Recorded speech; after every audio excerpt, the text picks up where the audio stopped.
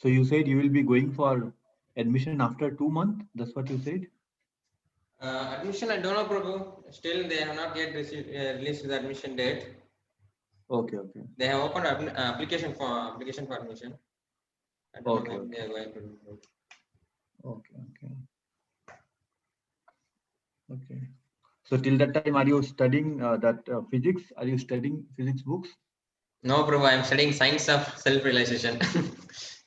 Okay, okay, okay.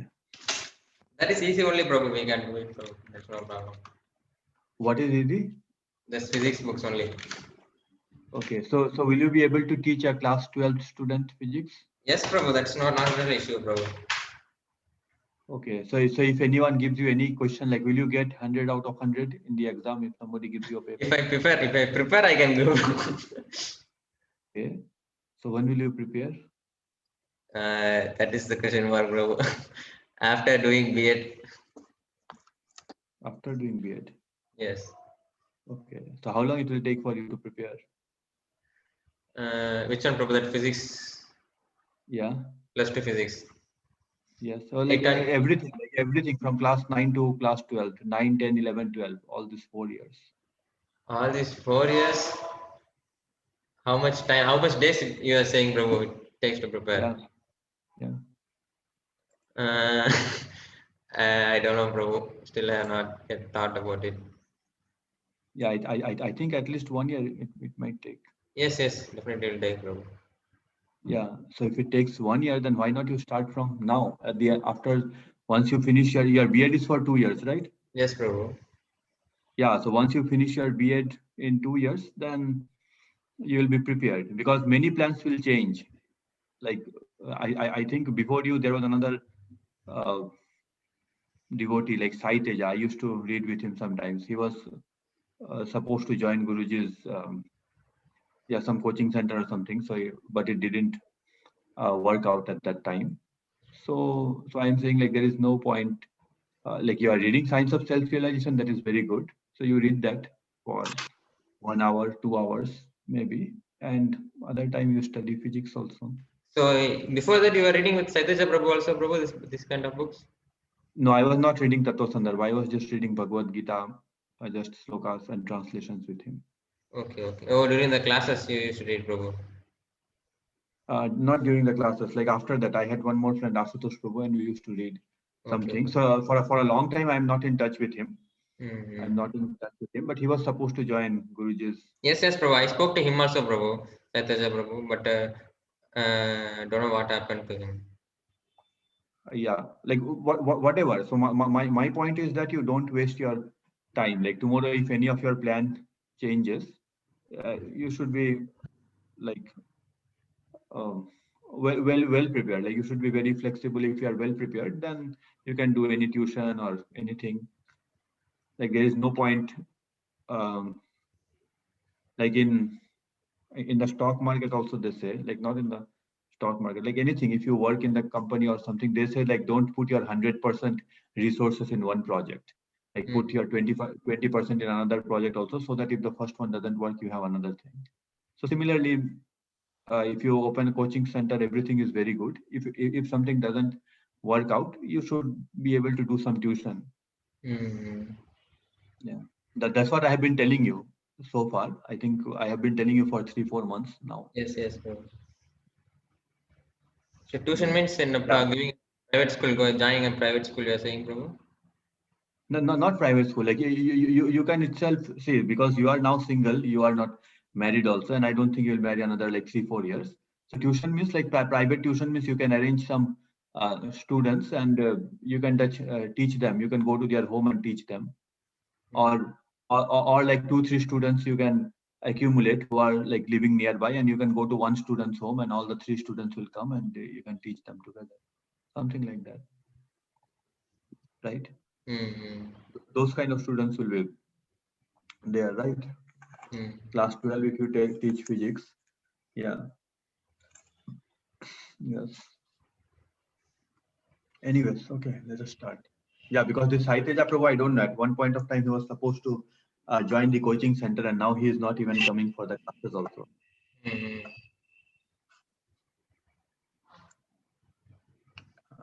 So basically, my point is that there is no harm in studying physics. That is my point. Yes, Prabhu, And that's no. yeah, and I know that okay, you might be able to learn more, like science of self-realization. That is very nice. You are reading, but you might be able to read like let us say 2 hours a day, or maybe 3 hours or 4 hours a day. So even if you read like 4 hours a day, then you have another 4 hours. So you study physics. Mm-hmm. So really, I don't know what to do, Prabhu, after doing B.Ed. Hmm? So what we are going to do, I don't know, Prabhu. Okay, If yeah. I have if I So have plan means I can alterate, no, Prabhu, I can do it. Without any plan, how to yeah, do? so I'm telling you that those things will become clear later what you are going to do. But I'm telling you now that you study physics. So how many hours you are studying science of self-realization? About 1 hour or 2 hours, Prabhu, only that, Prabhu. Right. So 1 or 2 hours. So what you are doing the rest of the time? Rest of the day, just nothing, Prabhu. Sometimes Yeah. So cooking, see, the sometimes thing is sleeping. that see, ultimately at the end of the day, you will be responsible for your life. Like in my case, like let us say if I get married and if I get very busy with my life, so it might happen that after 6 months I may not get time to talk to you also, because we Mm-hmm. don't know how things will go on. So ultimately, like it is your life and you have to live your life. Mm-hmm. So for your life, like based on the other whatever my past experience and other devotees I have seen. So I am advising you that you might be reading for 2 hours. So don't waste other time. At least study physics. Thing, do something useful. You should not feel that like you have wasted so much of your time. You could have studied physics, or you could have done something better. So I'm saying since you have decided that you are going to study B.Ed in physics, like I didn't decide that you do in physics. Like you decided that you will do in physics. So now since you have taken that step, you have taken that decision that you are going to study physics. So better that you study physics. Like you make your own goal. Like you don't have any goal, but I'm giving you a goal that okay, like class 9 physics is very easy. Okay, so make a goal that in the next 1 month you are going to finish class 9 physics everything. You should be able to because in the class 9 like science is itself divided into three parts, right? Physics, Yes, yes. chemistry, Botany. biology. So physics is only one third. So make a goal that in the next 1 month you will study class 9 physics fully, like so much that if somebody asks you to like teach someone, get a private tuition, you should be able to teach the student So with confidence. can't we able to just prepare in half a day or 6 hours? Half a day, Yes. like Just one day, no, Prabhu. Just one topic, no, Prabhu. Not the whole book, no. what? They're not going to teach us. They're not going to tell us to teach the whole physics. Just one lesson or two lessons. They're going to say, no, Prabhu.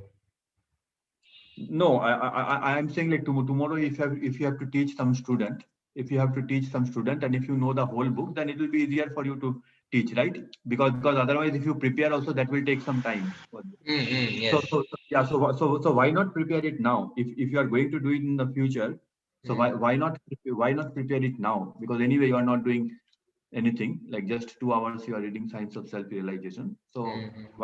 why not prepare it now? Why you have to do it in the future? Why not today? Okay, okay, brother.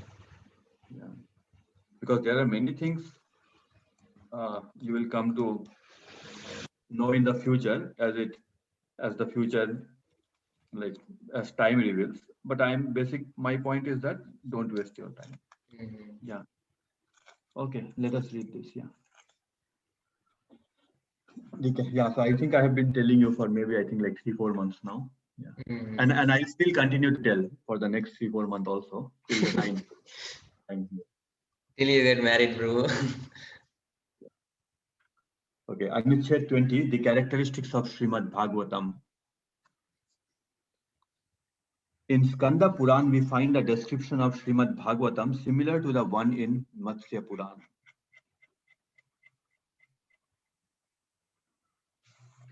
The Puran known as Srimad Bhagavatam recounts the deeds of humans and devas in the Saraswata Kalpa, explains the way of supreme truth in terms of Gayatri, and narrates the slaying of Vritrasura.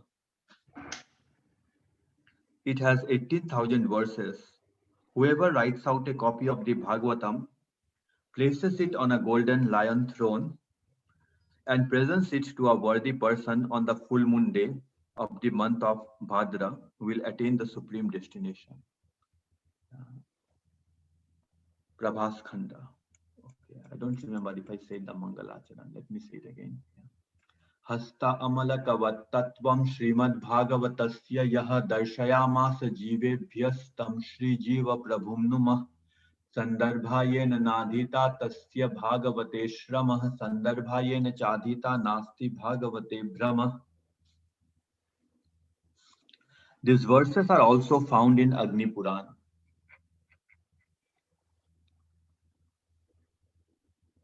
Yet another Puran cited by the Bhagavatam commentator Sridhar Swami, Bhavarth Deepika, confirms the epistemological validity of Srimad Bhagavatam thus. The Puran known as Srimad Bhagavatam contains 18,000 verses divided into 12 cantos, beginning with Gayatri.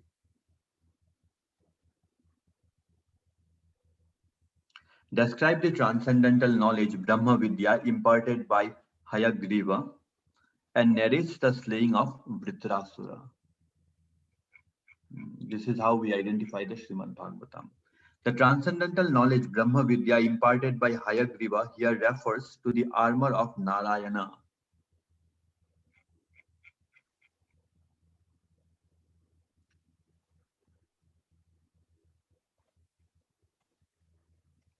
Narayana, what is that? Narayana Varma. Okay. Since it is narrated in the same context as the killing of Vritra, the name Hayagriva here refers to Dadichi, the sage with a horse head. He taught the knowledge of Brahman, known as Narayana Varma. His accepting a horse head and receiving the fitting name Ashwashira are mentioned in the sixth canto of Srimad Bhagavatam, where these words are spoken. He who has the name Ashwashira. The Narayana Varma is in fact a teaching regarding the absolute Brahma Vidya as indicated in the following statement. Upon hearing this and feeling honored, Dadichi, anxious not to break his promise, instructed the twin Ashwini Kumaras in the knowledge of the Pravargya sacrifice and Brahma Vidya. This verse is cited from Sridhar Swami's commentary on the above text of the Bhagavatam. So basically, it's saying like, how do you identify the Srimad Bhagavatam? So it will have these stories. So from that, we identify. Since Srimad Bhagavatam is the beloved of Bhagavan and is ceaselessly longed for by his devotees, it is the scripture of supreme transcendence, Parama Sattvika. The Bhagavatam's dearness to Bhagavan and his devotees is indicated in Padma Puran. In Gautam Rishi's question to Maharaj Ambarish, that the Srimad Bhagavatam is very dear to Krishna.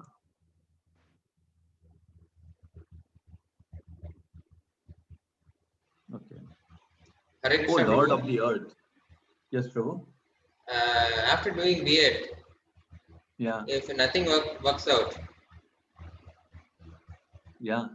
so shall I come abroad, Prabhu? Shall I go to abroad?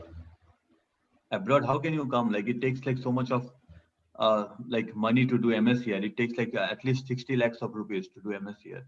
Not for doing MS, Prabhu. Not in America. If I go some other Arab countries, after doing B.Ed, we can go there as a teacher. You can go there as a teacher. There Yes. it will be very difficult in the Arab countries. Why? Do you have any friends who are there? No, Prabhu. Yeah. And if you go to Arab country like this, your Krishna consciousness, that will be difficult. How you are saying, Prabhu?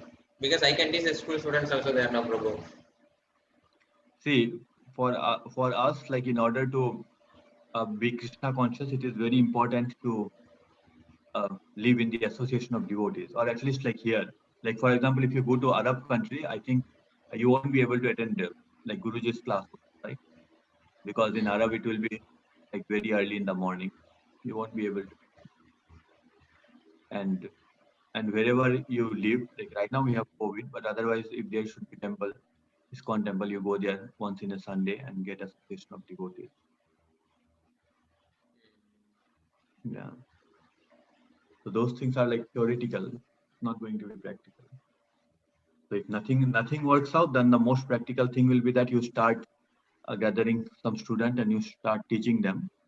So maybe Professor Natarajan might help you to get some students, might help, and then you start teaching them physics, and then slowly you can, if you teach them well, then those students will tell their friends and their juniors. They may not tell their friends, they will tell their juniors, and like that, uh, slowly you will. It will take some time, 3-4 years time it will take. If you teach really well, then your name will spread and you will get more students. Yes, Prabhu. For surviving, for one person, just to No, 6,000 or not 7,000. for surviving. Like, see, not for surviving. Like, if you teach really well, you will have so many students that you will be earning like more than a person in TCS, working in TCS.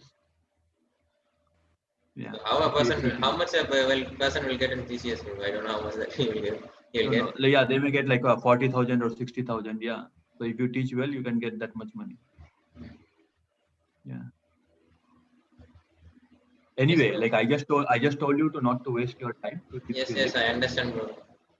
And No I worries. experienced also. Yes, I understand, and I experienced many times also, Prabhu. I went to hometown, no, Prabhu. They are just daily wages, and they are happy with what they have, Prabhu. They just earn monthly 10,000 only, Prabhu, by doing daily wages, Yeah. and they are So happy if you also. go to your, even if you go to your hometown and if you teach well, then in a course of time, I think you can earn 20,000 there. Yes, Prabhu. Yeah. You will be earning more than them. Yeah. If a good teacher will earn more than them. Yeah. But it will take some time to get that 20,000. It will take some time. It may take like 3 years. Yeah. Yes. O Lord of the earth, do you recite Bhagavat Puran before the deity of Lord Hari? Especially the history of the king of the demons, the great devotee Prahlad Maharaj, Uttarakhand. Basically, Srimad Bhagavatam is very dear to Krishna. That's what it says here. Again, in the section of Padma Puran glorifying the vow of Vanjuli Mahadvadashi, Gautama further instructs Ambrish. Okay. See, Ambrish was there in Satya Yuga, and Gautama is instructing Ambrish regarding Srimad Bhagavatam. One should keep vigil throughout that ceremonial night, lending full oral reception to the scriptural narrations of Sri Vishnu and his devotees, especially Bhagavad Gita, the 1,000 names of Sri Vishnu, the Vishnu Sahasranam, and the Puran narrated by Sukadev, Srimad Bhagavatam. One should recite this with care and attention, for they bring delight to Sri Hari. Yeah. Okay. And the Bhagavatams being a scripture that embodies and hence awards supreme transcendence, Parama Sattvika, transporting one beyond material existence, is indicated in the next two references. Elsewhere in Padma Puran, we find this statement. We are glorifying Bhagavatam. O Amrish, if you wish to bring to a close your material existence, then every day you should hear the Bhagavatam that was narrated by Sukadev and let it be uttered too from your very own mouth. Finally, we find the following statement in the Prahalad Samhita of Skanda Puran in the section describing the glories of Dwarka. A person who keeps vigil on the night of Ekadashi and recites Srimad Bhagavatam with devotion before the deity of Sri Hari is transported to the Lord's abode along with his entire family. So these are the glories of Srimad Bhagavatam. These are the characteristics of Srimad Bhagavatam. So commentary.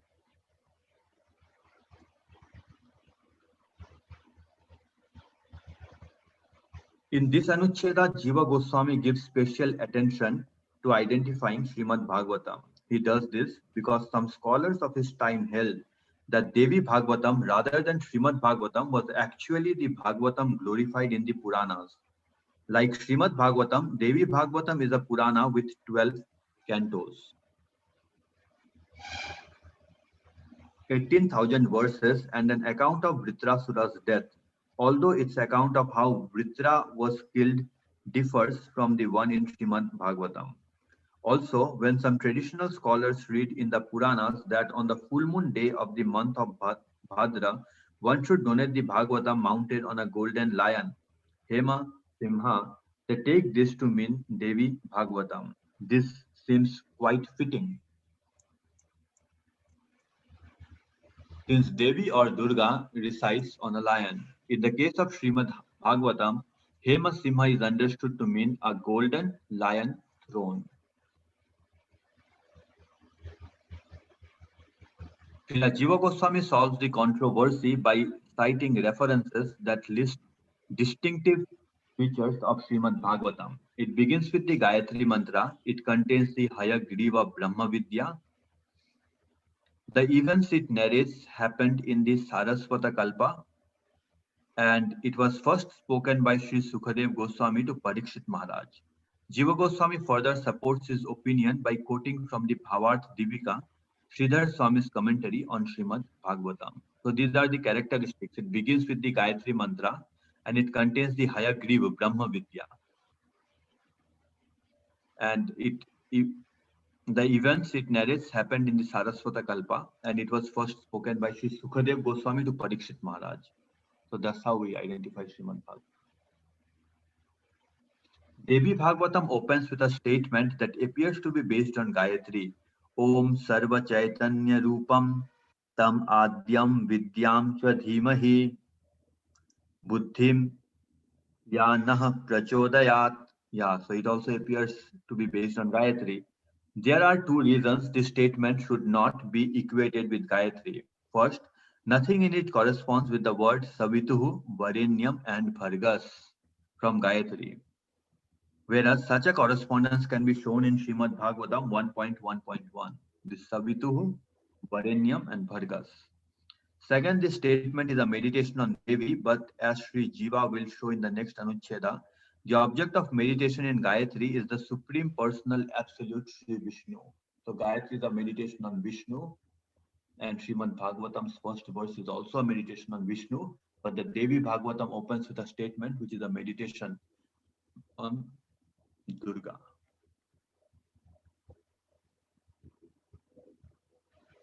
Like Srimad Bhagavatam, Devi Bhagavatam also narrates the killing of Vritrasura, but in that account, Indra kills Vritra with ocean foam empowered by Devi. Vritrasura performed severe penances for hundreds of years to please Lord Brahma. When Brahma appeared before him and offered a boon, Vritra asked to not be slain by any weapon made of iron or wood, dry or wet. After Lord Brahma granted this boon, Vritra attacked Indra and defeated him. Indra subsequently took help from Sri Vishnu, who entered Indra's thunderbolt and advised him to take the help of Devi and make a truce with Vritra.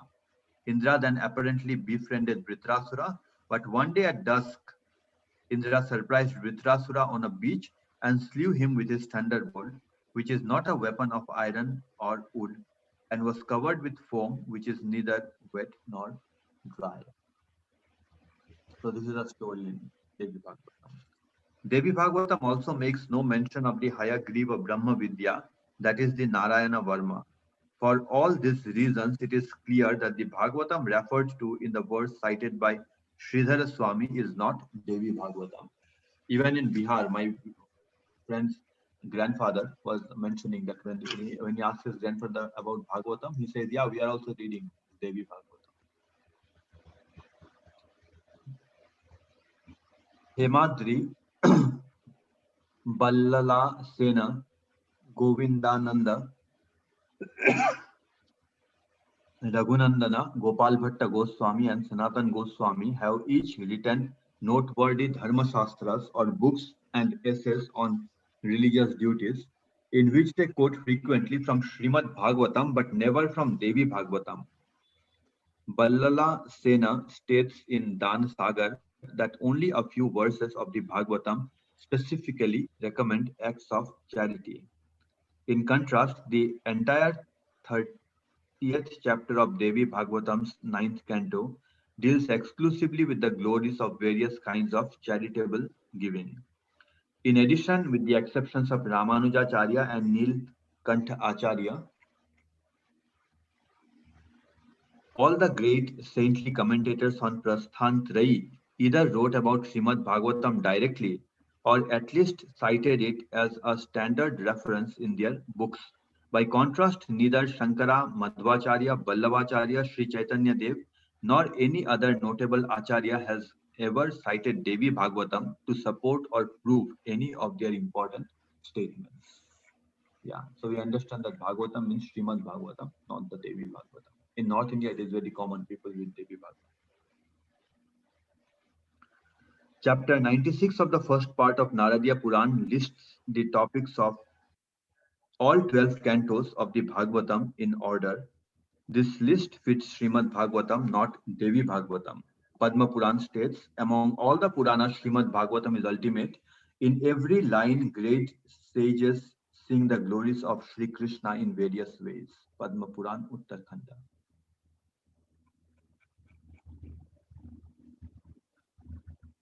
All this leaves no doubt that the Bhagavatam mentioned in the quoted Puranic verses is Srimad Bhagavatam. Srimad Bhagavatam and other Puranas mention an Asura named Hayagriva, and there is also an avatar of Sri Vishnu called Hayagriva who had a horse's head. But because the Hayagriva mentioned in this section of Tattva Sandarbha is connected with the slaying of the Asura Vritra, Srila Jiva Goswami has identified him as the sage Dadhichi. As recounted in the sixth canto of Srimad Bhagavatam, after Vritra had conquered the Devas, they approached Sri Vishnu for help. The Lord advised the chief of the Devas, Indra, to approach Dadhichi and ask him for his body.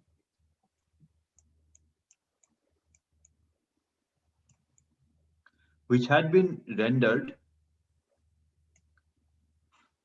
adamantine by vows, penances, and knowledge of Brahman. The Lord told Indra to fashion from Dadhichi's bones a thunderbolt strong enough to kill Vritrasura. Yeah. Dadichi had previously taught knowledge of Brahman to the Ashwini Kumara twins, although Indra had forbidden him to teach them transcendental knowledge on the grounds that their profession as physicians disqualified them. Indra had threatened to behead Dadichi if he disobeyed, but Dadichi had already promised to teach the twins. The Ashwini Kumaras solved Dadichi's dilemma surgically. They severed his head and grafted a horse head in its place, knowing that Indra would eventually cut off that head, after which they could restore the original one. Dadichi then instructed them straight from the horse's mouth. Because of this, Dadichi also became known as Hayagriv, horse-necked, or Ashwashira, horse-headed, and the transcendental knowledge he imparted became famous as the Hayagriva Brahma Vidya. So basically what happened is Ashwini Kumaras, they did a surgery and put a horse head on Dadichi, and then with the horse head, Dadichi imparted the knowledge. And Indra had told him that if you impart the knowledge to the Ashwini Kumaras, I will cut off your head. So then Indra will come and he will cut off the horse head. And after he cut off the horse head, then this Ashwini Kumaras again did one surgery and put the original head. Yeah. As anticipated, Indra did indeed sever Dadichi's horse head, and the Ashwini Kumaras restored the original one. Then, on the request of the Devas, Dadichi offered his body to Indra, who used his bones to fashion the thunderbolt, with which he was to kill Vritrasura. Dadichi taught the same knowledge he had given to the Ashwini Kumaras to Twasta, who in turn taught it to his son Vishwarupa. Vishwarupa then taught it to the Lord Indra as the Narayana armor, which was instrumental in helping him defeat Vritrasura. Oh, is it? Okay, but I thought that Indra killed Vishwarupa. Okay. Thus, the Hayagriva referred to here is Dadichi, and the Brahma Vidya is the Narayana armor. This is all described in the sixth canto of Srimad Bhagavatam, along with the commentaries of the Vaishnava Acharyas. But anyway, the point is that it refers to Dadichi. Anuchhed 20.5 contains the term Shuka, prokta or narrated by Sri Shuka. From this, we should not infer that all verses not spoken by Sukadev Goswami, such as the first canto, are not part of Srimad Bhagavatam. The Bhagavatam Vyasadeva revealed was complete, including future events and future statements by Sutta and Shonaka. Since Srimad Bhagavatam has been identified as having 18,000 verses and opening with a verse based on the Gayatri Mantra, it must be that its first verse begins Janmadi Asya Yataha and its last one ends with Tam Namami Harim Param. So some people say that, oh, Srimad Bhagavatam, like first two are just some events and it starts with the like it starts with the third chapter once Sukadev starts speaking, but it's not like that. Just as Bhagavad Gita, some people say, oh, first chapter is just like some question actually starts with second chapter, but it's not like that. The first chapter is also important. Yes, Prabhu. The first chapter, Arjuna orders Krishna to do that, to do this, go there. And yes, and also we understand that Arjuna was in like so much depression. First chapter, we can identify with him.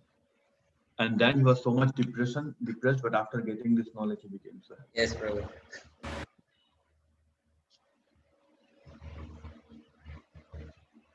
Of the 18 Puranas, 6 are meant for human beings predominantly influenced by the guna of inertia, tamas. 6 are for those influenced by the guna of conditional becoming, rajas.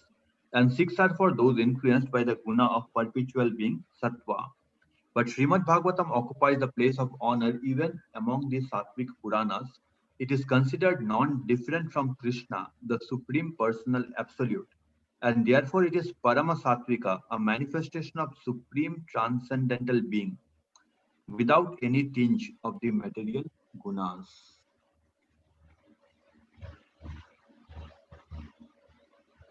Without any tinge of the material gunas. Srimad Bhagavatam is pleasing to Bhagavan Hari, the transcendental Lord who cannot be pleased by anything material. It is relished by his devotees who scoff at the bliss of liberation, not to speak of the pleasure derived from reading something mundane. For this reason, the sage Gautama recommends reciting Srimad Bhagavatam on Ekadashi, which is also called Hari Vasara, the day of Lord Hari, as Skanda Puran states. Srimad Bhagavatam and the Supreme Personal Absolute, Bhagavan, are always exclusively of one inherent nature, that of eternal being, primordial consciousness, and transcendental bliss. Skanda Puran. Padma Puran confirms this. Without a doubt, this Srimad Bhagavatam is directly Sri Krishna.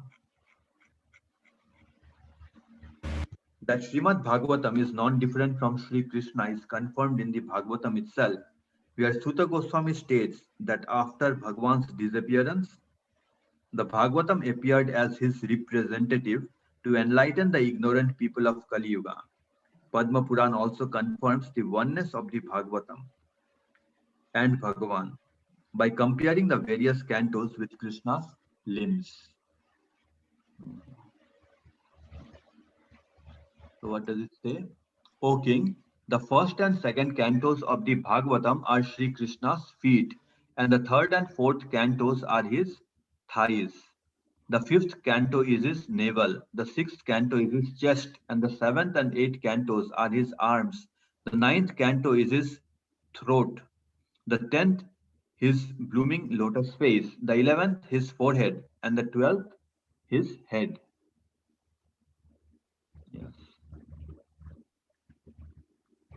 I bow down to that Lord, the ocean of mercy, whose color is like that of a tamal tree, and who appears in this world for the welfare of all. I worship him as the bridge for crossing the unfathomable ocean of material existence. Srimad Bhagavatam has appeared as his very self. Next, Srila Jiva Goswami points out that Srimad Bhagavatam is the natural commentary on the Vedanta Sutra, and that it also elucidates the meaning of Mahabharata. So next we are going to understand that Srimad Bhagavatam establishes the meaning of Mahabharata.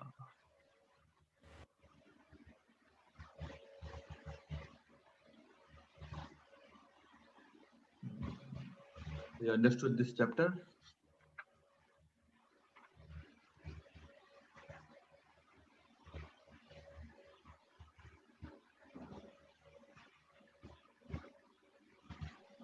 You understood this chapter?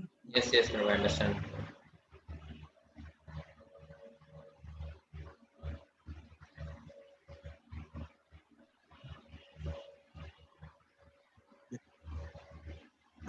The Srimad Bhagavatam establishes the meaning of Mahabharata. Garud Puran states. So now we are studying only the significances of Srimad Bhagavatam right now, Prabhu. Yes, yes. Importance of Srimad Bhagavatam, yes. Yes. So in the earlier chapter, we studied that the characteristics of Srimad Bhagavatam. How do you identify Yes. Srimad Bhagavatam? And now we will study that Srimad Bhagavatam is the natural commentary of Vedanta Sutra, and also it will elucidate the meaning of Mahabharata. So whatever you will get by studying Mahabharata, you will also get by studying Srimad Bhagavatam, and it is also it So who explains is your entire. teacher, Prabhu? Who is teaching you Srimad Bhagavatam? So basically, Srimad Bhagavatam was written by Vyasadev, Yes. and he wanted to teach his son, but as soon as his son was born, he ran to the forest. Mm-hmm. So there is a story. So finally, his son comes back, and then Vyasadev teaches it to his son Sukadev, and finally, in one assembly, Sukadev teaches it to Parikshit. So we say that Sukadev is the original speaker, but Sukadev learned it from his father Vyasadev. So who is your teacher, Prabhu? I'm asking. Who? Oh, my Your teacher. yes, your guru. From whom you are Okay, learning? his name is Jai Jagannath Prabhu. He's from ISKCON, Prabhu, Yeah, yeah. or some other Jiva Academy. No, he's from ISKCON, but he reads some Jiva Academy books. Yeah. Okay. He's available on the internet, Prabhu, and the YouTube is there. Yeah, but his lectures like are in my channel, and I keep it like private. So you are maintaining another one channel. Yes. Actually, Guruji's channel, I got the idea from that channel only. Like that channel I maintained for 1 year or 2 years, and then I got the idea of having Guruji's channel.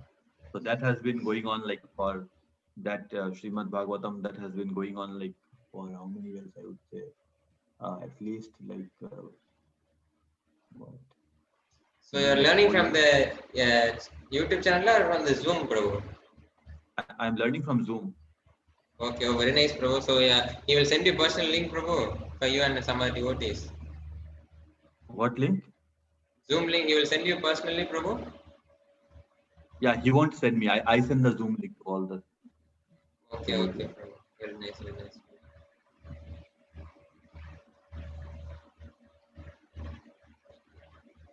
Yeah. Okay.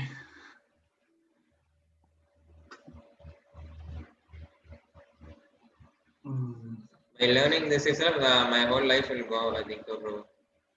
By knowing Yeah. the scriptures alone. Yes, that is good way, right? What, To Prabhu? spend the life. That is a good way to spend the life. So how much life did I spend, Prabhu? Already Uh-huh. many. So how much life? See, bhakti is a verb. So verb means like the destination is there, but the process itself is enjoying. Like by learning itself will enjoy life. By Yes, by studying learning. So Srimad how to Bhagavatam. practice, Prabhu? Today in the sloga you read, no, Prabhu, in the morning. Do you remember? Yeah. To attain mukta. Krishna says, one is free from anger, desire, from sense gratification. See, all those good qualities will come once we have bhakti for Krishna. So we don't have to endeavor for them separately. So if we have bhakti for Krishna, all these qualities will come. And by studying Srimad Bhagavatam, we'll get so much love for Krishna. We'll get bhakti for Krishna. So those qualities will come automatically if we study Srimad Bhagavatam with faith. Studying Srimad Bhagavatam, we have to read this 7 books, no, Prabhu, Sandarbhas. So I want to read books. Yeah, but but see, these sandarbhas will quote from Srimad Bhagavatam. So while we are studying this sandarbhas, it is like as good as studying Bhagavatam. We'll feel so happy. We'll feel so happy when we understand it, and it will glorify Krishna so much. Actually, the main philosophy has not started. It's just going to start now. So right now we are just understanding. We are into how much? Like 21, right? 21.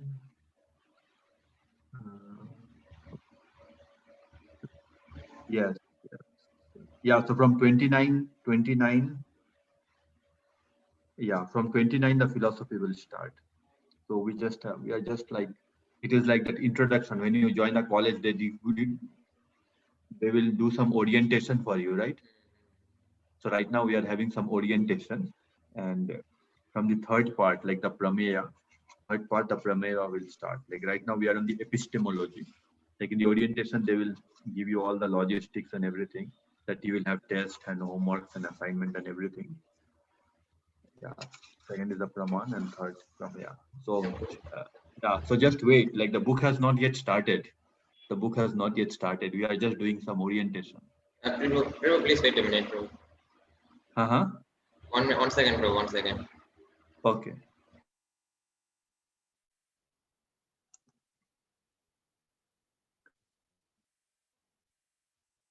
Hare Rama,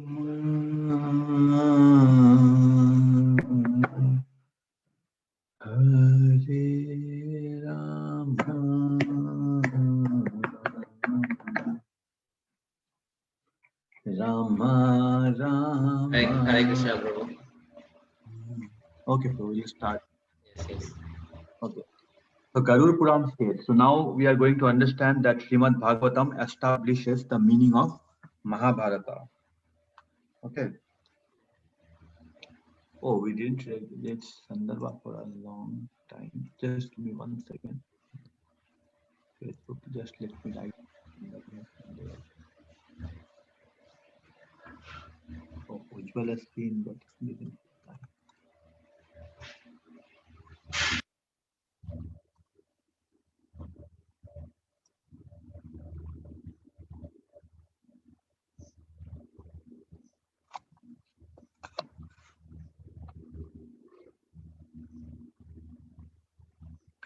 Garur Puran states, okay.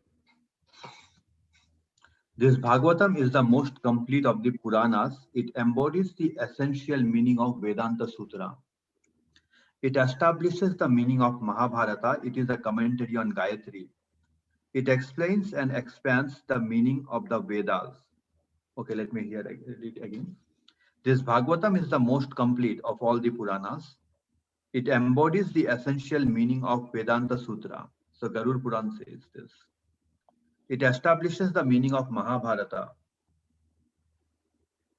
It is a commentary on Gayatri.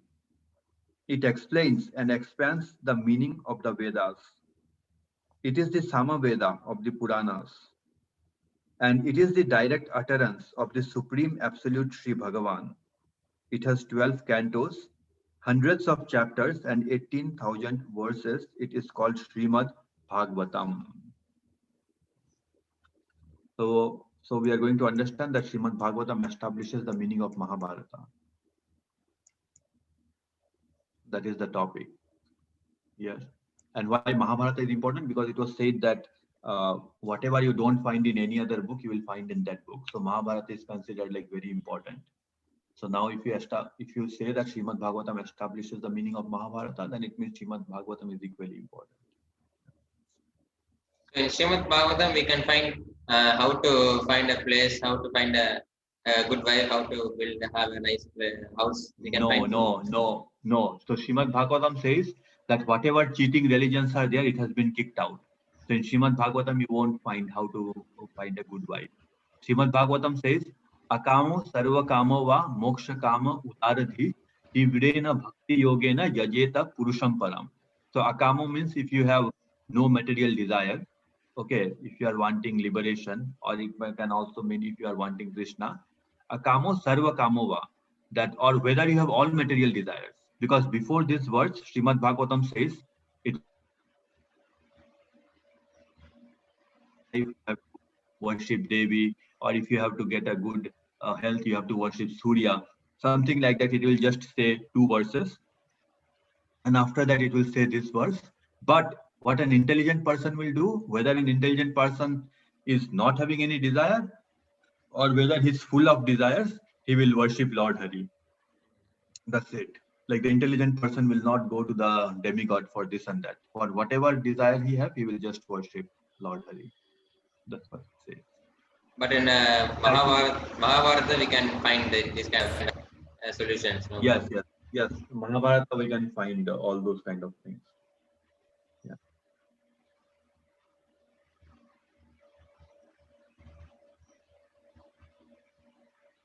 Just give me 1 second.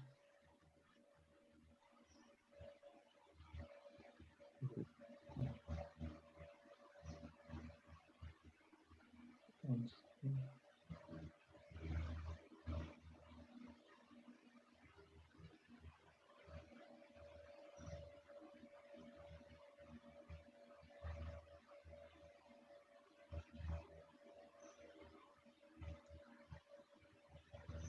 Yeah. In the above statement, the phrase Srimad Bhagavatam embodies the essential meaning of Vedanta Sutra. That means that it is tantamount to being a natural commentary on Vedanta Sutra. So Srimad Bhagavatam is a natural commentary on Vedanta Sutra. The Bhagavatam first self-manifested in a subtle form to the awareness of Sri Vyasadeva, who then summarized it in the form of Vedanta Sutra, and later expanded it into Srimad Bhagavatam as we know it.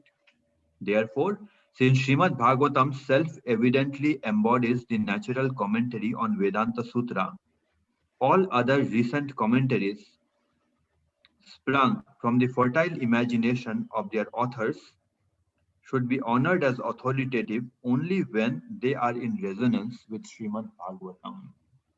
So there is a story that Narada says you are not happy because you have not glorified Krishna. So Vyasadeva sat in Samadhi. This Bhagavatam was revealed to him, and basically to harmonize the Puranas and everything. He wrote Vedanta Sutra, but still he was not satisfied. So finally he sat in meditation, and Bhagavan was revealed to him, and then like what he wrote, Srimad Bhagavatam, is the commentary on the Vedanta Sutra.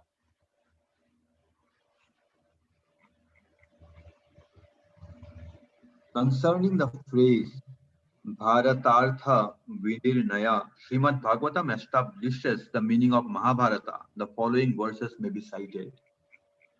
Okay.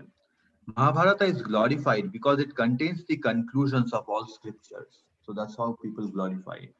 Long ago, on the request of Srila Vyasa, Lord Brahma and the other devas gathered together with all the great sages. They gathered together with all the great sages, and what did they do? And placed Mahabharata on one side of a scale and the entire Vedas on the other side. Okay. As it turned out, Mahabharata outweighed all of the Vedas because of its greatness, Mahatva, and heaviness, Bhara, Vatta. It is called Mahabharata. So Mahabharata is like more important than the Vedas, because anyway you won't understand anything from the Vedas. So you study Mahabharata, you will understand more. it is 1 lakh verses. 1 lakh verses, no, Prabhu. It has. Yeah, yeah. There is no way a human can read this, Prabhu. Yeah, 1 lakh. Yes. Yeah, Srimad Bhagavatam is 18,000. And then, okay, yeah. What is 1 lakh? So who is there to teach these 1 lakh verses, Prabhu? Yeah. So 1 lakh is 100,000, right? Yeah, like 5 times Srimad Bhagavatam. Yeah, 6 times. Yeah. Okay. In the Bhagavata, it is to be understood. In the Bhagavata, the Bhagavata is to be understood as that composition in which the meaning of Mahabharata, characterized in the later verses, is made evident. So, meaning of Mahabharata is made evident in Srimad Bhagavatam.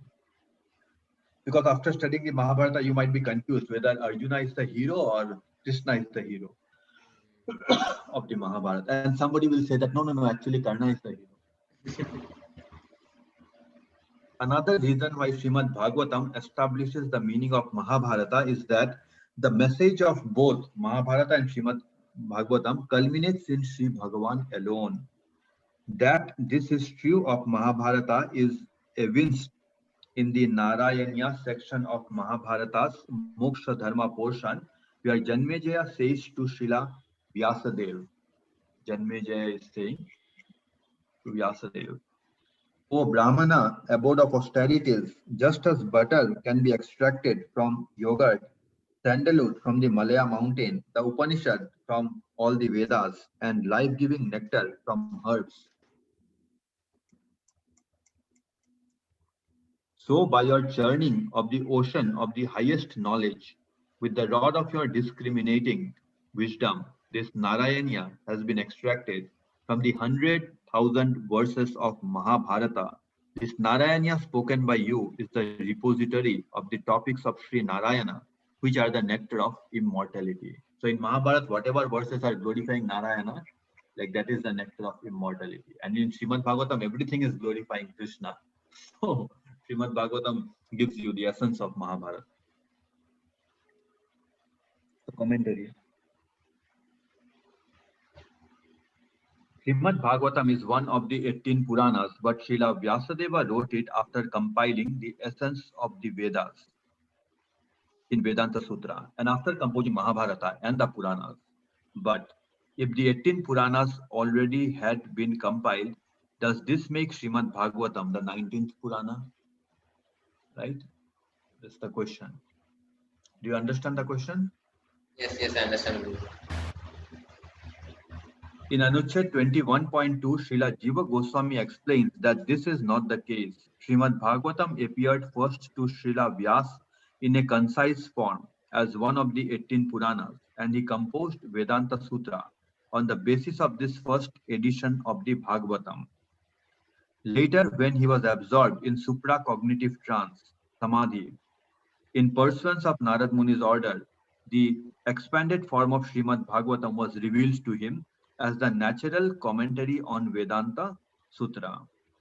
Srimad Bhagavatam and Vedanta Sutra share the same subject, the absolute truth, and they describe the same principles of Sambandha, Abhidaya, and Prayojan. Sambandha, the whole part existential relation. Whole part means Krishna and Jiva, existential relation between the Supreme Self, Krishna, and the individual self, Jiva. Abhidaya, the means of ultimate attainment, like the process to attain. And Prayojana, the completion stage of the means. So after we do the process, what is the completion stage? Is that unconditional love of God. So we will have like so much love of Krishna. Many acharyas and scholars later wrote commentaries on Vedanta Sutra, but only those that accord with Srimad Bhagavatam, such as those of Ramanujacharya, Nimbarkacharya, Madhvacharya, Ballavacharya, and Baladev Vidyabhushan, are authoritative.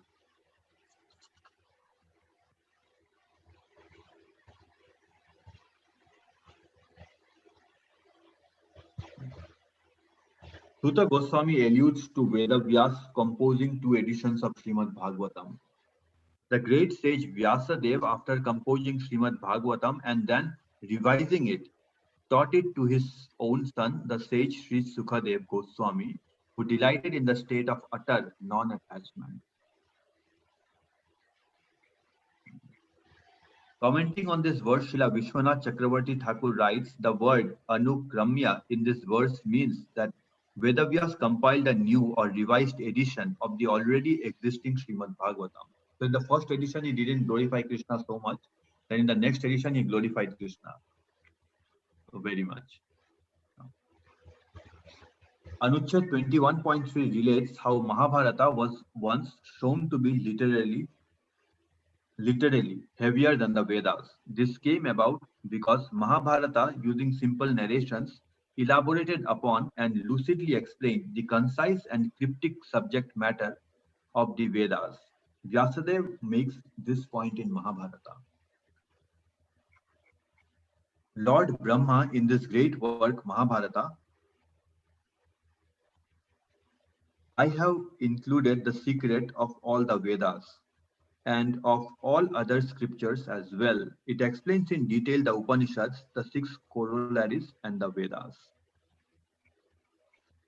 Originally, Mahabharata had 6 million verses, but at present only 100,000 are available on Earth. The rest can be found on planets of a higher dimension where people have lifespans and memories suitable for absorbing such large amounts of information. The distribution of Mahabharata's verses is mentioned in Mahabharata itself. So now it is glorifying Mahabharata, and then it will say that Srimad Bhagavatam establishes the meaning of Mahabharata, because in Mahabharata it has different sections, but that Narayaniya section is important because it glorifies Sri Hari, and that's why it is important. And Srimad Bhagavatam is glorifying Hari from beginning to end and in the middle also. So that's why Srimad Bhagavatam will establish the meaning of Mahabharata.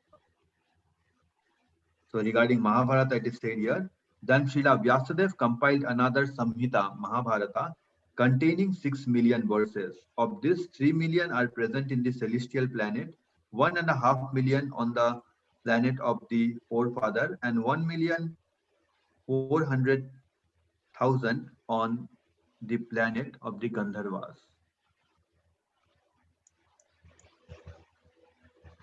The remaining 100,000 verses are available among human beings. Although abridged, the version of Mahabharata on this planet is the longest epic ever written. Yeah. So due to the profundity of its topics, Mahatva, and its great weight, Bharat, Bharavatta, Bharavatva, it is known as Mahabharata. The Mahabharata is more versatile than the Vedas because the restrictions that apply to studying the Vedas are omitted in its case. Anyone may read and enjoy Mahabharata regardless of social position or gender. However, only the Moksha Dharma and a few other sections of Mahabharata directly glorify Sri Narayana as supreme. Like only few sections glorify Narayana as supreme. Other sections mainly deal with a mixture of topics such as routine religious rituals like dharma, politics, this niti, and charity. By contrast, Srimad Bhagavatam avoids all topics not related to the glories of the Supreme Lord. The entire Bhagavatam speaks only of this, means glorifies Krishna only, and this exclusive focus is what makes it superior to Mahabharata. Thus, it has been said Srimad Bhagavatam establishes the meaning of Mahabharata. So actually, Mahabharata is only those portions which glorify Hari are important. And in Srimad Bhagavatam, we have just kept the important portions, and uh, other things we have thrown out. So that's why it establishes the meaning of Mahabharata. In the next Anuched, Srila Jiva Goswami cites further proof that the Bhagavatam is the essence of all Vedic literature and the topmost Brahman. So Srimad Bhagavatam is the essence of all Vedic literature.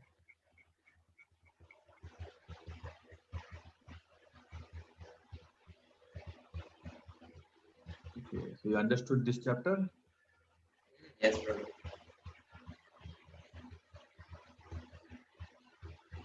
Yeah, this one is a little bit long, but anyway, we'll read it today because the slokas itself and the Sanskrit itself takes so much of space. So, but let me just get some water. I'll get some rest also. Yeah.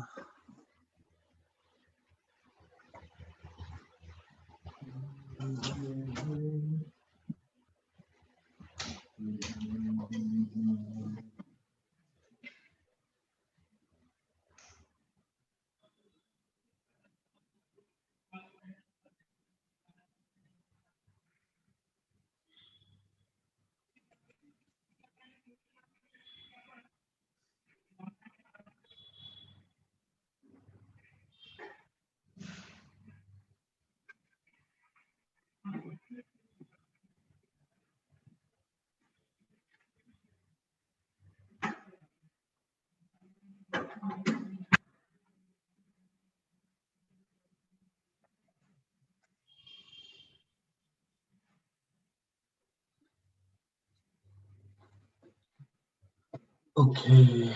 Yeah. So now we are going to learn that Srimad Bhagavatam is the essence of all Vedic literature. 22.1.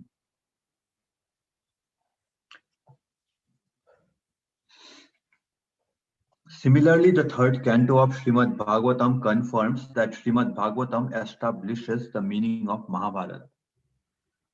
And Mahabharata was establishing the meaning of the Vedas. So Srimad Bhagavatam will establish the meaning of Vedas. Your friend, the great sage Krishna Dvaipayana Vyas, composed his great work Mahabharata with the intention of describing the transcendental qualities of Sri Bhagavan. In this work, he has drawn the attention of the mass of people to the description of Sri Hari by embedding them within the framework of mundane topics.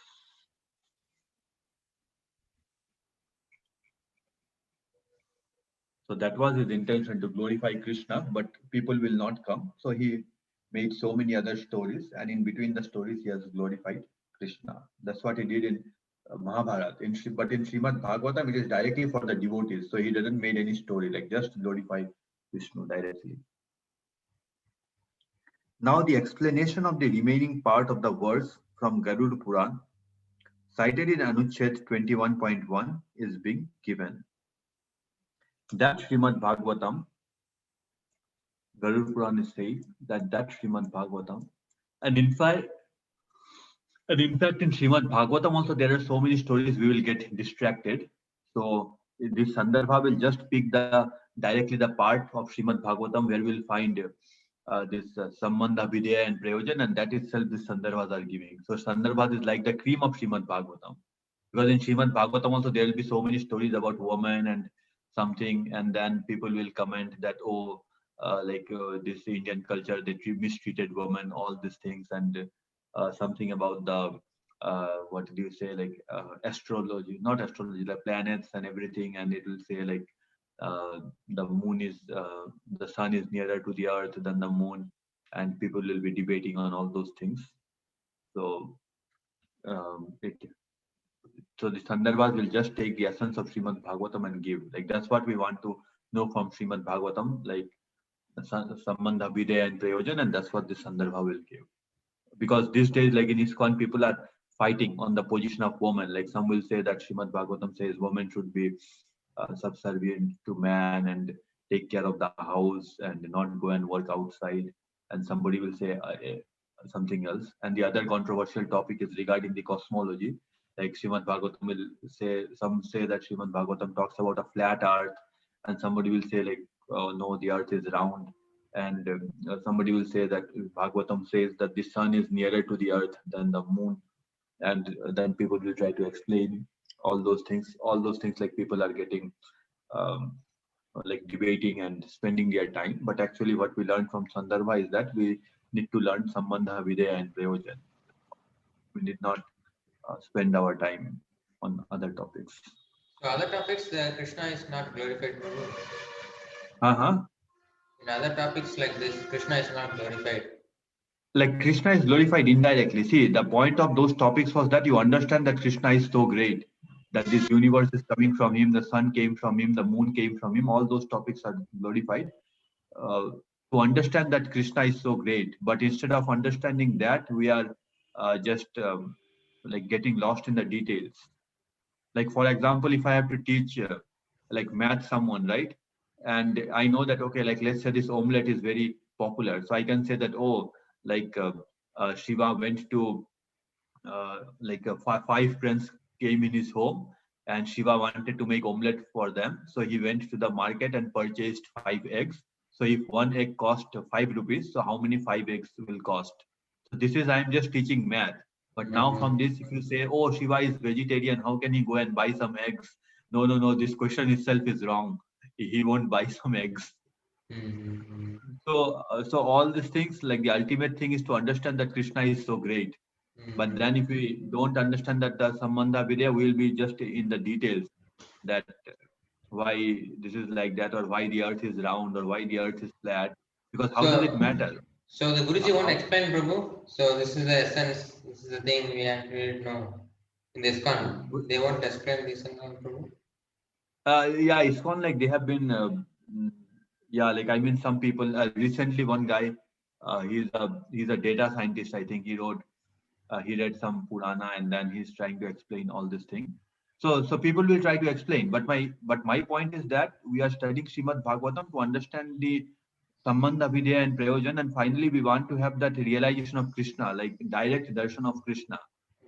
So all those details, like if you are lost in all those details, then our whole time will spend on that Vedic cosmology only, to understand the Vedic cosmology and to understand the role of woman in society. Our whole time will go in that only.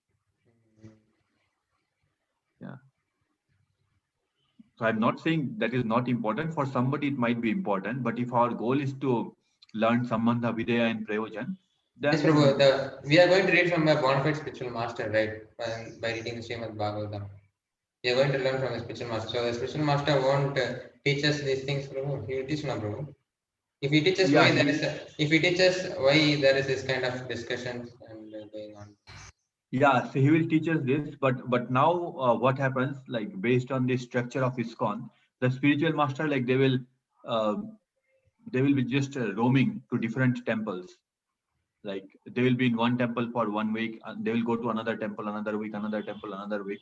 So the spiritual master, they won't teach you Srimad Bhagavatam systematically, like words by words, like that. They won't teach you. So that is the problem. Like your spiritual master won't teach you by words. Like they will be, yeah, in ISKCON they are like busy with so many projects and other things that they don't have time to teach words by words. So fortunately, like there are a few groups. Like I'm fortunate to be in this Srimad Bhagavatam group, like where we every day we study like Srimad Bhagavatam, study like 4 or 5 verses every day. So how many years you are studying, Prabhu? Like studying means I don't pay so much attention, but I think like in initial 1.5 year, I think the teacher he taught Bhagavad Gita and then he started Srimad Bhagavatam. So it should be like more than 4 years. For more than 4 years, you are daily attending the classes, Prabhu. Yeah. I think yes, 2 years, 2 years. Yeah, yeah, more than 4 years. Yeah, more than 4 years Srimad Bhagavatam, and before that, like I attended his Bhagavad Gita for another um, like 1 year. So another 2 years, something like that. So yeah, yeah. So Srimad Bhagavatam we've been attending for more than 4 years. Yeah, regular, daily.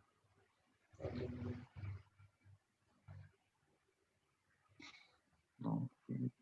Anyway, okay.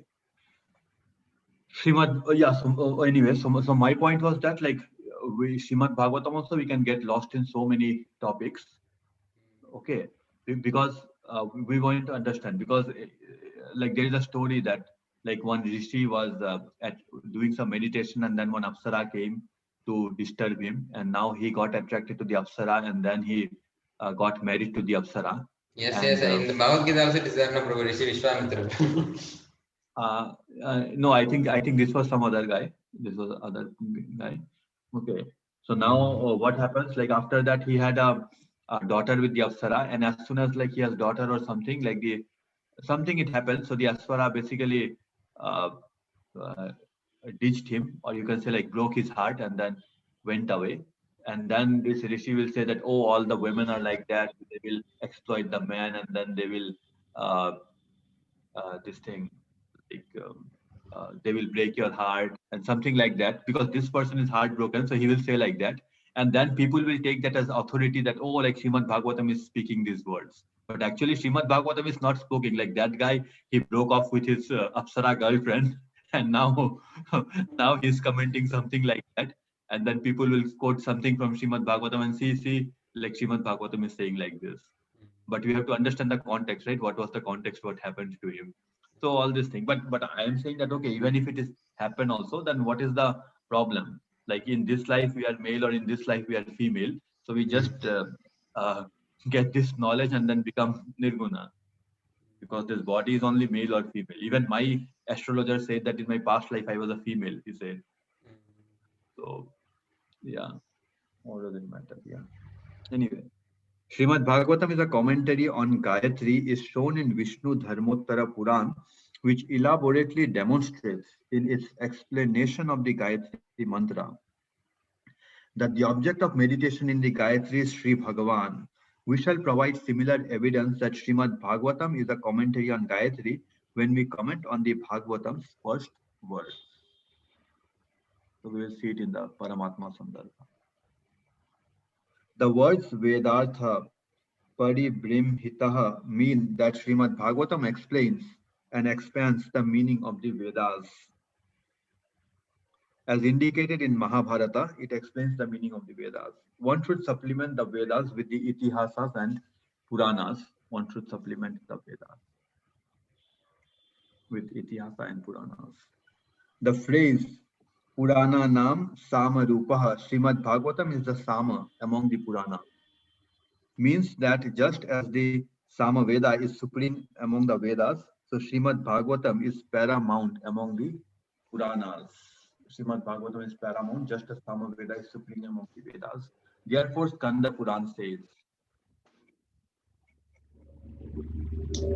in Kali Yuga, what is the value of collecting hundreds of thousands of other scriptures if one does not keep Srimad Bhagavatam at home? How can a person be considered a Vaishnava in Kali Yuga if Srimad Bhagavatam finds no place in his house, even if he is a learned Brahmana? Even if he is a learned Brahmana, such a person should be considered lower than a dog eater if Srimad Bhagavatam is not there in his house. O learned Brahmana Narada, wherever Srimad Bhagavatam is present in Kali Yuga, the Supreme Lord arrives there along with the Devas. A person who faithfully recites one verse of Srimad Bhagavatam every day, O sage, attains the fruit of reading the 18 Puranas. So, glorifying Srimad Bhagavatam. So important to read and understand. Somebody can ritualistically read, but unless we pay attention, we won't understand. The phrase Sata Vicheda Samyutaha, having hundreds of divisions, means that the Bhagavatam has 335 chapters. The meaning of the rest of the passage quoted in Anuched 21.1 is obvious. Thus we conclude that at the present time, those who aspire to know the highest goal of life should deliberate on Srimad Bhagavatam alone. In Chaturvarga Chintamani Vratakhanda, Hemadri cites the following verse and attributes it to Srimad Bhagavatam. What verse? Okay. Seeing that women, Shudras, and the unqualified among the twice-born classes were prevented even from hearing the Vedas, the great sage Vyasa, moved by compassion, compiled the great historical narration called Mahabharata, so that those who were unaware of how to act for ultimate good might also attain auspiciousness. Okay, but Hemadri cites the following verse and attributes it to Srimad Bhagavatam. So we have to understand how this verse is talking about Srimad Bhagavatam, because this verse is talking about Mahabharata. Hemadri uses this verse to demonstrate that Mahabharata is as valuable as the Vedas. And the phrase Bharatartha Vinirnaya Srimad Bhagavatam establishes the meaning of Mahabharata. Should be explained in accordance with this view as indicating that Srimad Bhagavatam is the book in which Mahabharata's message is conclusively defined and shown to be equal to that of the Vedas. So we understand that Mahabharata is equal to the Vedas, and Srimad Bhagavatam tells the meaning of Mahabharata. So therefore, Srimad Bhagavatam is equal to the Vedas. Yes, and Mahabharata is better than the Vedas because Vedas are difficult and Mahabharata is written in so easy manner, and Vedas only the twice-born can study, but Mahabharata anyone can study. So Mahabharata is better. And Srimad Bhagavatam is better than the Mahabharata because in the Mahabharata, the important section is this Narayaniya section where Sri Hari is glorified, and other things are like just like stories. Everything, it has like romantic stories and thrillers and actions and everything. But main thing is that glorifying Narayana. And in Srimad Bhagavatam, that is only done. So it is better.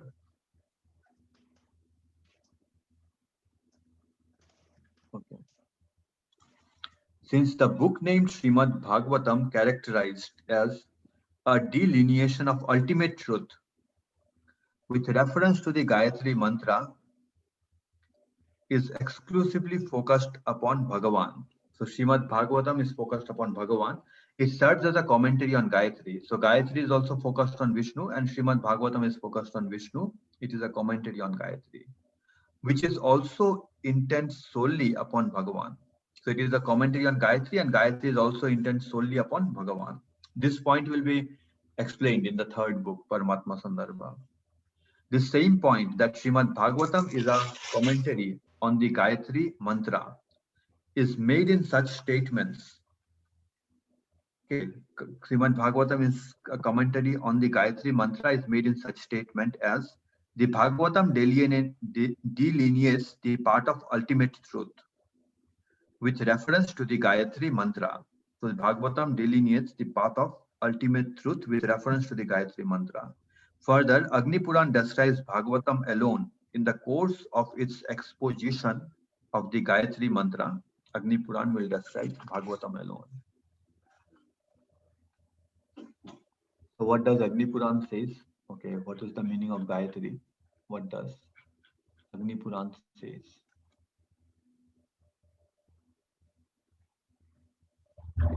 Here is a concise overview of this explanation from Agni Puran. That supra-cosmic light is known as the Supreme Brahman because the word Bhargas in Gayatri means the divine effulgence. Agni Puran further states. So the Gayatri talks about Bhargas. So Bhargas means the divine effulgence, and that refers to the Supreme Brahman. He is Krishna.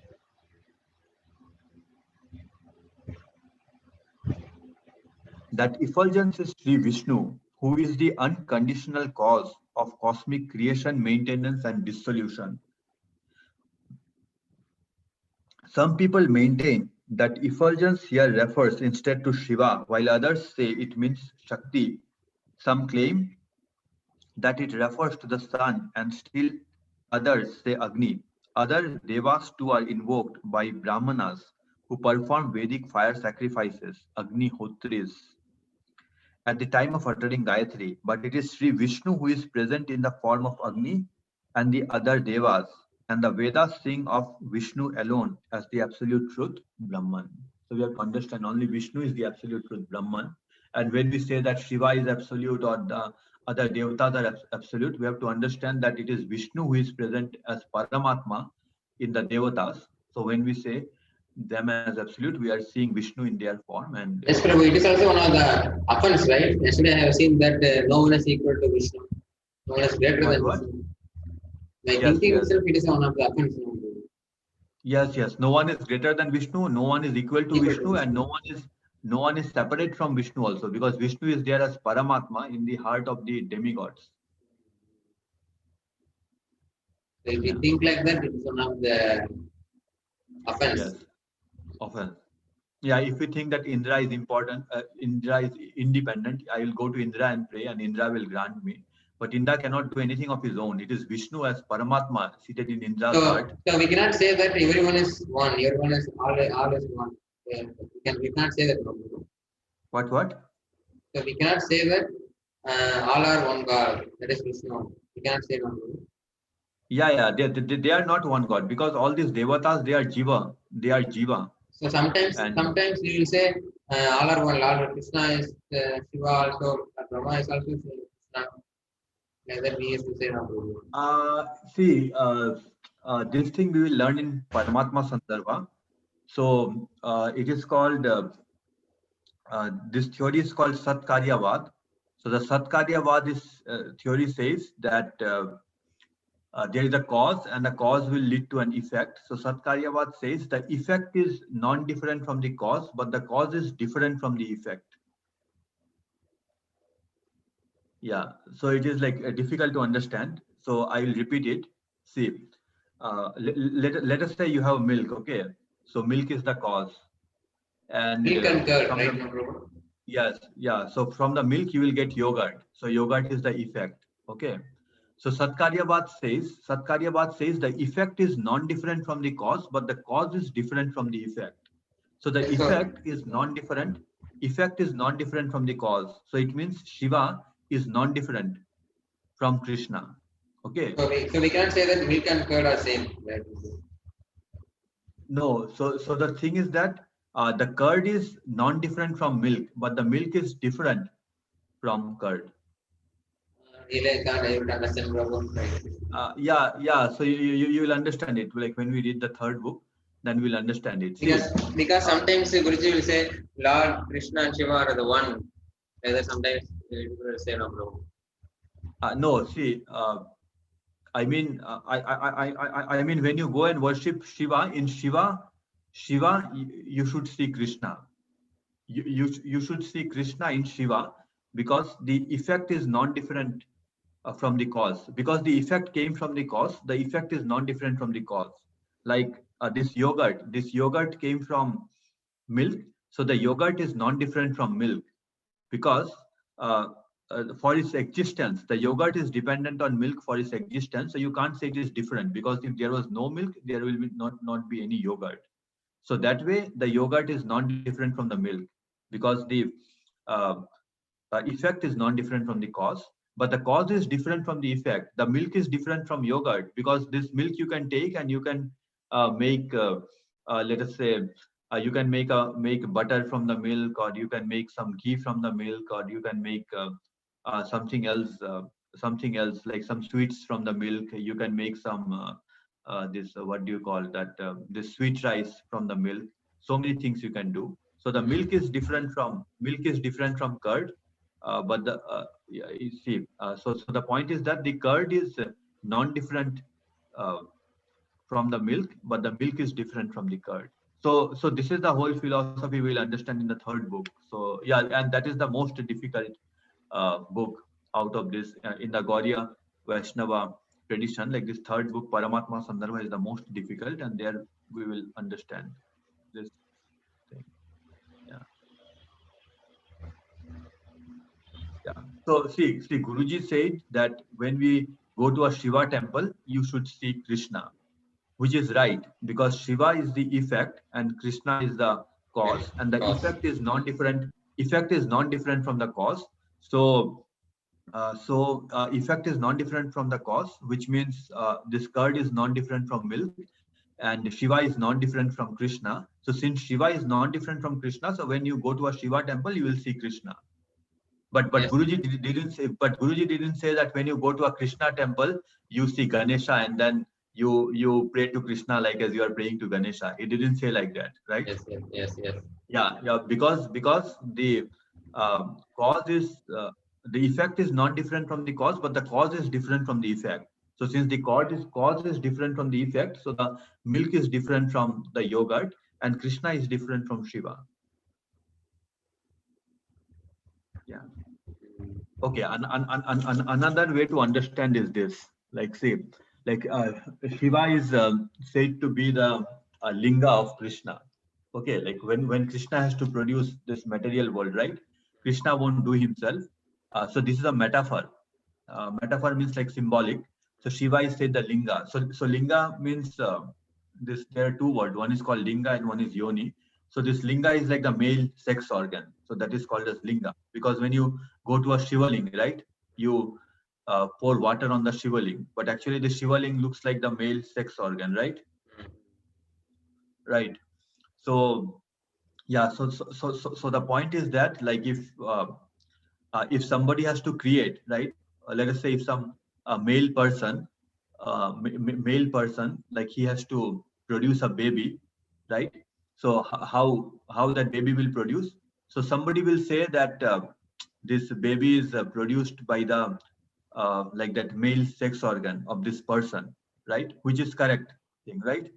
Like if they say that how the baby is produced, so you will say that okay, that's like the semen from the male, it goes to the female, and he will say that he will be more technical, or he can say that okay, like from the male sex organ, the semen goes to the female. Like this is one way of understanding, which is correct. But ultimately, that whatever the male sex organ, it belongs to the person, right? So if someone says that like from this person, this whatever this atma, it goes to the, or the semen, it goes to the female. So that is also correct, because that linga, that sex organ, it belongs to the person. You understand? Huh? Yes, Prabhu. Or still you have doubt? I understand, Prabhu. Okay, yeah. So similarly, like let us say the name of any person. What um, name? Like let us say any name. Uh, yeah, like this Rahul. Let us say call this Rahul. So somebody will say that, okay, how this baby was produced. So somebody will say that, oh, like this semen from this Rahul's linga went into that yoni of whatever his wife, and thus a baby is produced. So this statement is correct. Yes. And somebody else can say that the semen from Rahul. He won't mention Rahul's linga. He will say Rahul, because that linga, it belonged to Rahul only. So he will say that the semen from Rahul went into the uh, yoni of his wife, yoni, and that's how this baby was produced. So both are right. Both are right. So similarly, people will say, the devotees of Shiva will say that Shiva is the source of this universe, right? And the devotees of Krishna will say that Krishna is the source of this universe. So both are right, because Krishna is not directly involved. Krishna is involved through his linga, and that linga is Shiva. Yes, I understand. I understand, bro. I understand now clearly. Yeah. So here, Rahul is Krishna, and Rahul's linga is Shiva, right? Yes. Yes. Yeah. This is the understanding of the Vaishnavas. Yeah. But again, like, this is a metaphor. Like, you should not think that in the body of Krishna, like, there is that Yes, yes, I organ. understand. I understand. I understand. I understand, bro. Just a metaphor. Yeah. Because if you go and Explain tell into like it. this to a That's devotee all. of, yeah, if you go and tell it to a devotee of Shiva, then he will give you a nice kick, nice punch. He will have a fight with. Yes, yes. So this is a metaphor, like symbol to understand. Okay. But anyway, that thing will come in Paramatma Sandarbha, so you need not worry now. So if you go to a Shiva temple, so what to do? So Yeah, we should worship see, Shiva as a different person, or we should think Shiva as a part of Krishna's uh, body. yeah. So generally, like Vaishnavas, it says like Vaishnavanam Yatha Shambhu. So you will worship Shiva as a Vaishnava. Vaishnava means like devotee of Krishna, Mhm. devotee of Krishna, and because he's called Ashutosh. So But I haven't seen any of the Vaishnavas going to Shiva temple, bro. yeah. So this thing doesn't happen in South India, but it happens in North India. So in North India, when you go to any Shiva's, any Vishnu's temple, so this Vishnu's temple will be guarded by Shiva temple. First, you have to enter the Shiva temple and take permission, and then you will enter the Vishnu temple. But in South India, So I haven't seen any of the people yeah, coming so to so in South India, what happens, like, there is a you can say some kind of rivalry going on between Shiva's devotee and Vishnu's devotee for for hundreds of years. So it is going on like this, but in North India, it's not like that.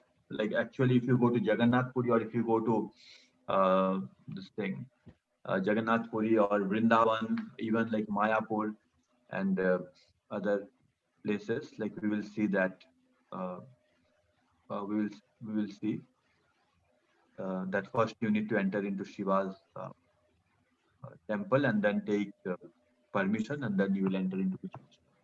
So Shiva's temple will be guarding Vishnu's temple, both in Jagannath Puri, Vrindavan. Yeah, even in Jagannath Puri and Vrindavan. Yes, I remember these two places. I don't know about other places. Okay. So we should think Shiva as how, bro, as different, bro.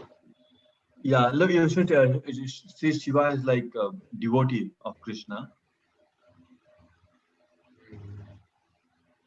Yeah. See, first thing is that nobody is different from Krishna. That's what we studied, like Advaya Gyan, like non-dual. Yes, they are Advaya not Gyan, different, right? we are non-different. So, no, so nobody is different from Krishna, And we right? cannot, The and effect is we, not different from the yes, cause. So that way nobody is different from Krishna. but nobody is different from Krishna, but Krishna is different from them. Yeah. So we do not see them as independent. So basically, to say it very simply, when we go to a Shiva's temple, we understand that Shiva is a devotee of Krishna, and we pray to Krishna. We pray to Shiva for giving us the devotion. Like he has so much of devotion for Krishna, so we pray to Krishna, Shiva, that to give us also devotion. Yes, Prabhu. Like In the in Srimad Bhagavatam also there is one chapter. Shiva used to pray to Vishnu, Prabhu. Yeah. Okay, yeah, let us read further. Later in Paramatma Sandarbha Anuched 104, while commenting on the opening verse of the Bhagavatam, we will elaborately further on the view that the Bhagavatam is a commentary on Gayatri. Yeah, we will study this. Bhagavatam is a commentary on Gayatri. Also, in one of the concluding verses of the Bhagavatam, we find the adjective pure, Shuddha, spotless, Vimala, free from grief, Vishoka, and immortal, Amrita, qualifying the supreme truth, Param Satyam, identified in the subsequent verse as Bhagavan Vasudev, upon whom we are to meditate, Dhimahi. So we are supposed to meditate on Vasudev. And what are his qualities? He is Shuddha, he is pure. Okay. So in the material world, what happens? Like we have the concept of impurity. And what does impurity means? Like impurity is anything which when you add it to a pure substance, the pure substance become impure, right?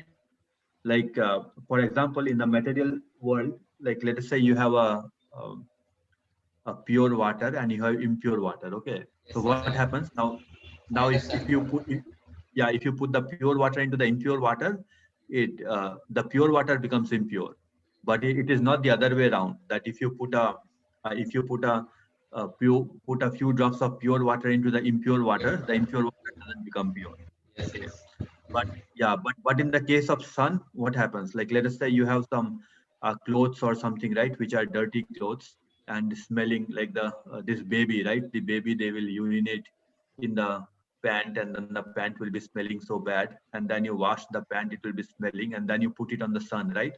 And the sun is so pure that by the power of the sun, this pant and the clothes, everything, they become pure. All the smell goes away, it dries out, everything becomes so pure. The sun will absorb everything, but the sun doesn't become impure, right? Yes. So Krishna is like that sun. Yeah. And then Krishna is spotless, Vimala, because even the moon, like the moon also has a spot, but Krishna is spotless, free from grief, Vishoka, and immortal, Amrita, qualifying the supreme truth, Param Satyam. So he is the supreme truth. There is no truth superior to him. Identified in the subsequent verses as Bhagavan Vasudev, upon whom we are to meditate, Dhimahi. This description exactly echoes the ensuing statement from Agni Puran, which is itself an explanation of Gayatri. This uniformity of description further substantiates the view that the Bhagavatam is a commentary on Gayatri. The verse from Agni Puran is as follows. So this substantiates the view that the Bhagavatam is a commentary on Gayatri. The verse from Agni Puran is as follows. Yeah. So Bhagavatam is a commentary on Gayatri, like we are studying, and it is the essence of all Vedic literature. Hmm.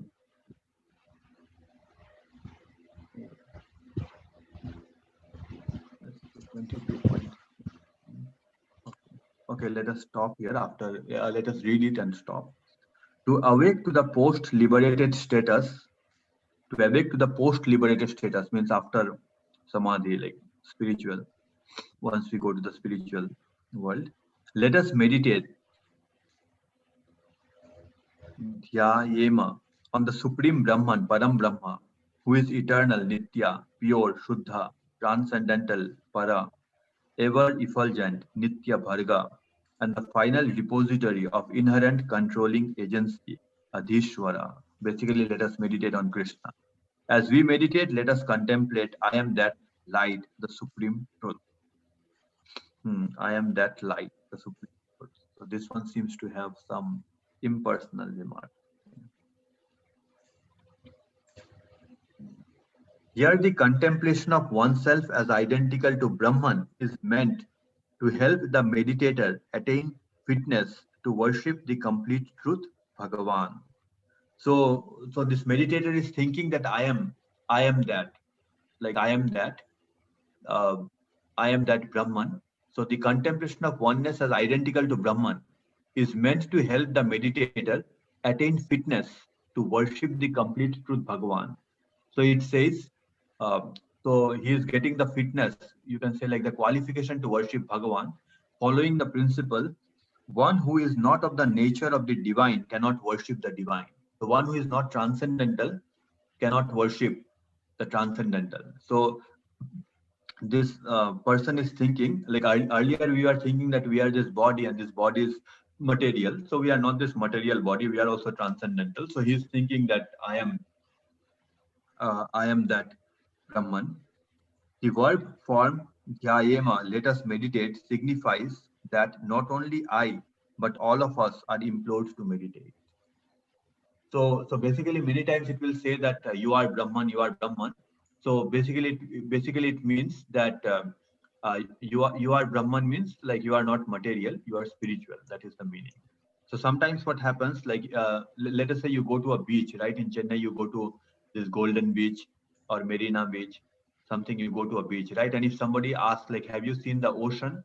Then you will go to the beach and you will show that, oh, this is the ocean, right? But actually you are not showing the ocean, you are showing a very small part of the ocean, right? The ocean is so big you cannot even see, but when you go to the beach you see a very small part of the ocean and you say like, oh, this is the Indian Ocean, or this is the Arabian Sea, or this is the Bay of Bengal, something like that you will say, right?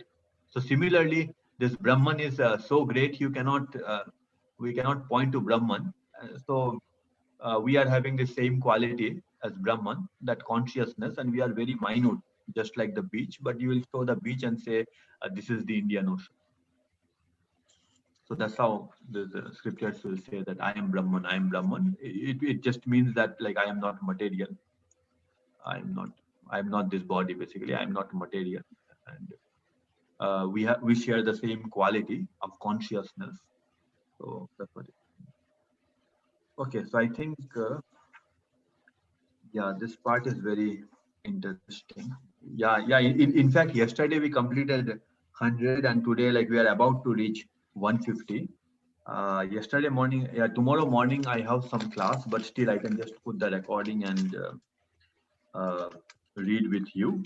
And tomorrow you don't have Guruji's class, so what I will do is that. Today evening only I don't have class.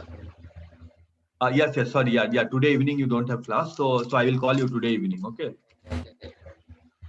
Today evening, and we can read from here. So basically, yeah, I need to get up early, and oh, my other class starts at 6 o'clock. So yeah, we can read for 5, 6:30. Okay, evening 6:30. Evening 6:30. I'll read with you for 1 hour. Okay, and yes, so basically like 6:30 to 7:30 we can read. Like if I get up in time, right? If I get up in time, we can read from 6:30 to 7:30. Okay. Yeah, let us stop here because I think we read for 1 hour 50 minutes. So, yeah. So Srimad Bhagavatam is the essence of all Vedic literature. This chapter we can finish. Yeah, we can finish Can you today evening. summarize, Prabhu, what you have read today? You want to summarize?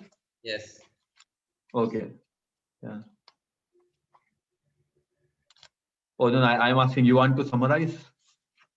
Not me. You want to summarize. You. I want you. Okay. Okay. Let us read. Yeah. Okay.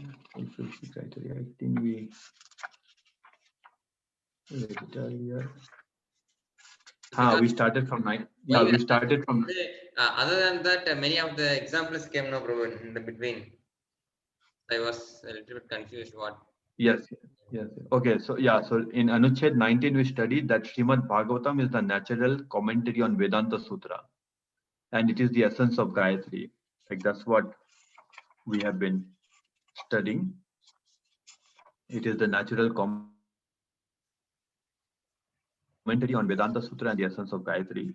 And 20, it talked about the characteristics of Srimad Bhagavatam, that it will start with the Gayatri mantra, and it has 18,000 verses. It mentions the killing of Dhritarashura, and it is spoken by Sukadev to Parikshit. So those are the characteristics of Srimad Bhagavatam. And in 21, we studied that Srimad Bhagavatam will establishes the meaning of Mahabharata. And this Mahabharata is very important than the Vedas because the Vedas are difficult to understand, and the meaning is given in Mahabharata. And Mahabharata is important because in the Narayana section, like Sri Hari is glorified. So that's why Mahabharata is important. But in Mahabharata, what happened? There are so many stories, and in between, in some small places, Hari will be glorified. Okay. But in Srimad Bhagavatam, everywhere from beginning, end, and everything, Hari is glorified. So that's why Srimad Bhagavatam is even more important. Yeah. 21. And then, yeah. And then 22 is the Srimad Bhagavatam is the essence of all Vedic literature. So the essence of all the Vedas is Mahabharata, and then Srimad Bhagavatam is the essence of that Mahabharata. So Srimad Bhagavatam is the essence of all Vedic literature. Yeah. And then Gayatri talks about Dhimahi, we have to meditate, but on whom we have to meditate? We have to meditate on the Bhargas. Like Bhargas is like the who is the all luminous, so he's the Brahman. So he is actually he is Vishnu. So you have to meditate on Vishnu, and Srimad Bhagavatam is fully describing Vishnu only. So when we read Srimad Bhagavatam, all the time we'll be thinking about Krishna only. So it will serve it begins with Gayatri, it gives the message of Gayatri. So that's how like it is a natural commentary on the Gayatri. So that's what we studied. Okay. Okay, Prabhu. Then we can stop here, and then today evening we'll study, Prabhu. Yes. Okay. Okay. Okay. Okay. Hare Krishna. Hare Krishna. Hare Krishna.